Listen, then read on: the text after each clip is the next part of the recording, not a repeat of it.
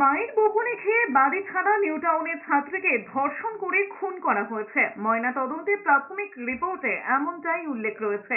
শরীরে একাধিক আঘাতের চিহ্ন রয়েছে। নাবালিকা খুনে পক্সো ধারা যুক্ত করেছে পুলিশ।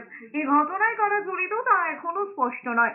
মায়ের বকুনি খেয়ে বৃহস্পতিবার রাতে ঘর থেকে বেরিয়েছিল স্কুল ছাত্রী। শুক্রবার তারই দেহ মিলল নিউ টাউনের ঝোপে।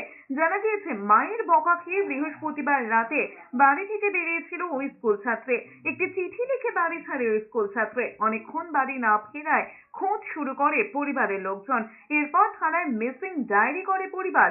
এরপর শুক্রবার সকালে নিউ টাউনের লোহা ব্রিজের কাছে বেড়া দিয়ে ঘেরা আগাছা ভর্তির ঝোপে ওই ছাত্রীর দেহ মেলে। তরুণীর নিম্নাঙ্গে পরনে কিছু ছিল না, পাশেই পড়েছিল প্যান্ট। তরুণীর ঊর্ধ্বাঙ্গে ছিল হুডি। দেহের পাশে কমলা লেবুর আধ খাওয়া অংশ মেলে। সেগুলো ফরেনসিক পরীক্ষার জন্য পাঠানো হয়েছে।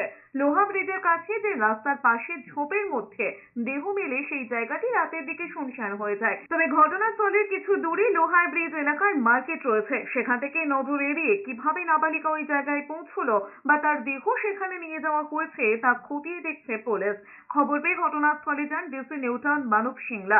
পুলিশের অনুমান মেয়েটিকে খুন করা হয়েছে, তবে কোনো শারীরিক নির্যাতন হয়েছে কিনা খতিয়ে দেখছে পুলিশ। খুনে একাধিক ব্যক্তি জড়িত থাকতে পারে বলে অনুমান পুলিশের।